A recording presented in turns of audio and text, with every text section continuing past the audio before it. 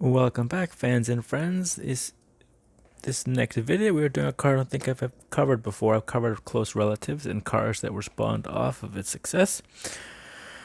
That is this here, the Volkswagen Beetle, the 1952 version with the split rear window. As you know, that later on they would eventually move to the centerline mass single piece window.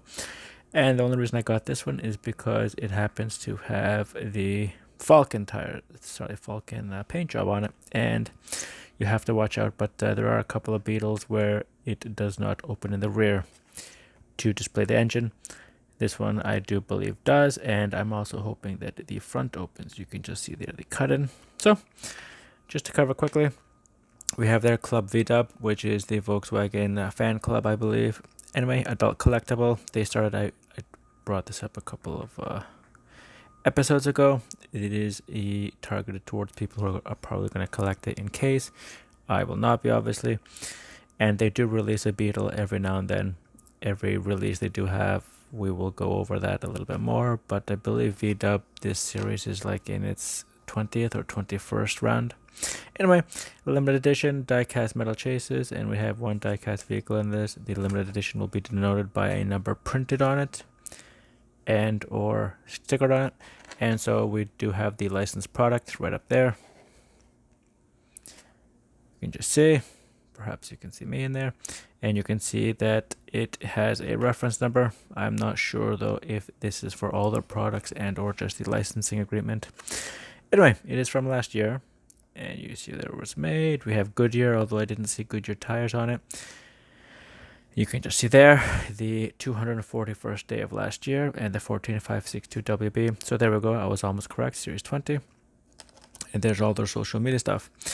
On the back, you have there the new Beetle, Type 82, the Type 2, the Combi usually they call it. That's the original Beetle, which is probably one of the longest running cars. I believe it's in production for 65 years. They kept the original baseline of the vehicle the same, and then they just added things to it.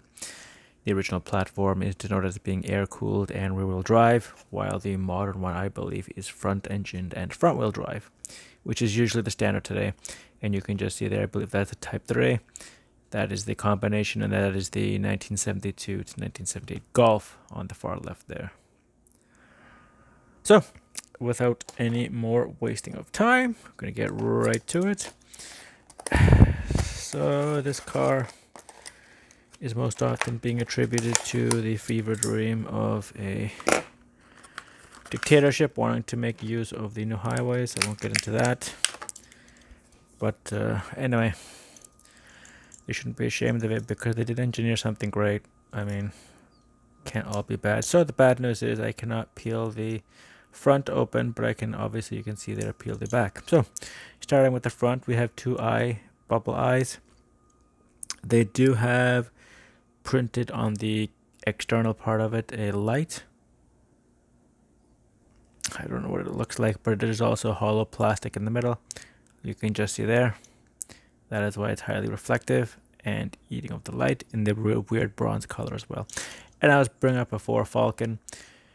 The other one I really do like, it's an oil company as well, I believe, STP. If they had made the STP version of the Beetle, probably would have bought that too. I'd be doing two videos at once. So I will attempt to peel open, and you can just see there a little bit of a paint mark. I don't know if I did that, probably not. You can just see the cutout where the supposed to open. Oh, you know what it is? The bumper is holding it close. So there we go. I will save that a little bit for last. And so there you have it. I apologize. The bumper, unfortunately, holds it in. If you're trying to peel out, just watch out. So, front windshield, you can see there, unlike most green lights, you actually have painted wipers, and they are, because of the way Volkswagen had the wipers designed, you can see the reverse of everybody else. They are bent upwards instead of bent downwards to follow the contour of the bottom of the windshield. The plastic, unfortunately, is that semi-translucent, and it's kind of, you can just see the steering wheel, but it is not as easy to see as some of Greenlight's other stuff, which is disappointing. Center mark there, no other notes of Volkswagen on the front. The bumper is an external piece. You can just see inside there where it goes. Wheels, nice and plain. Radial 5-piece, looks kind of like a radial engine. And as for sponsors, we have Rugged, Rowan, and I cannot read those two. I believe that is Dirty Life. So if you take this thing off-roading. 1193, I'm not sure as to the reference. We have Casey, I think that's an audio company. Casey Infinite. Falcon again. PRP. And I believe that's the two drivers. So this is perhaps in reference to an off-road rally vehicle. And unfortunately, I cannot read that because the letters are so small. PRP is right above it. The back window you can just see is painted over. And so unusually, you can sort of, I guess maybe it's the lighting. My poor ass lighting. But you can just see right through, there's plastic. In fact, for these side windows, you can just see there the tiny cabin. But the steering wheel seats are all in there. And as you can see on here, fortunately, the engine cover does not fit the contours of the back of the car, which is also kind of disappointing. I'm not sure if that's a common Beetle thing. This is, like I said, the first green light I've covered. Rear bumper, exactly the same as the front bumper. You see a mismatched paint there. Rear braking lights. It's supposed to be the keyhole and or Volkswagen symbol. It's not. And here you have what I was talking about before. Is the rear windows are two pieces, and you can just see there where green light has just made a butterfly sort of patch that pushes in.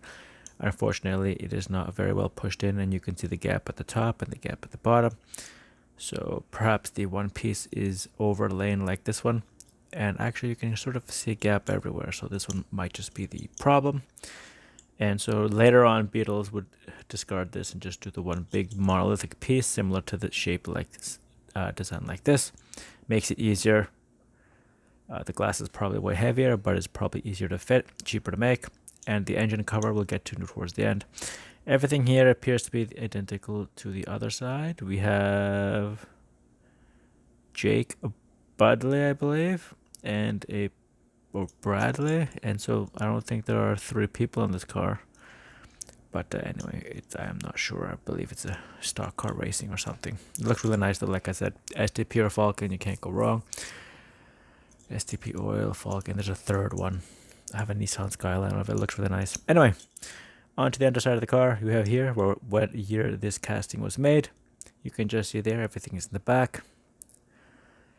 And unusually actually, and I might get into this later, is there's a screw here. What does the screw mean? It means that this thing can be taken apart. Should I not? And you can just see there the tab. You know what? I can actually facilitate that. I have because I was working on an i7 8700 earlier, so I have actually my screwdriver right here. And I will unhappily dismantle this thing. So I bought this random case. If people care, they don't have to care, but this thing off of Amazon. 152 pieces. It's okay for computer stuff. I don't highly recommend it, but it has been highly useful. It works really well with the Klein magnetizer so the screw doesn't want to come out, but it is. You can just see there. I will not, unfortunately. You know what? I should just cover the whole car before I destroy it. This is the first green light actually that I've seen where you can actually take apart the base plate. Usually it's bolted in there. So there you have the baleen whale mouth of a whale design, although that's not the original intent of the designers. Usually you'd have a spare tire in there and some other things. You can just see there, I believe that is I didn't see the gas tank anywhere else, but the engine's at the rear, so I'm highly suspicious. I've never driven a Beetle, I've never looked inside one, except until now, and this is obviously not a real Beetle, just a representation, so I assume that's all in there. And then on to my favorite part of all these scale models is the engine deck. And as you know, Volkswagen decided to make the world's smallest air-cooled engine. So unfortunately, you can just see there, it is really difficult to lift it higher than that. So unfortunately, we will not be getting a better look. I don't want to break it. You can just see there, the tiny engine is on the right side. Transmission just below it on the left. Unfortunately, it's very hard to see. So, fans and friends, I apologize for that, but I do not apologize for destroying this. So, the screw comes out, and I'm trying to see if there is a way to pop the wheels. It is not easy. So, I think it's just meant for show. I will not finish destroying this, but you can see there the screw. Unfortunately, it's not an M2.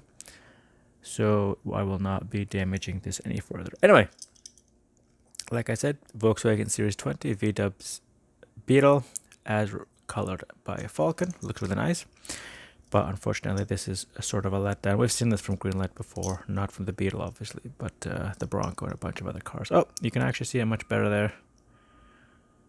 Unfortunately, still not great. Anyway, fans and friends, thank you for watching this video and sticking around. This is Thomas from Toronto, and till the next one.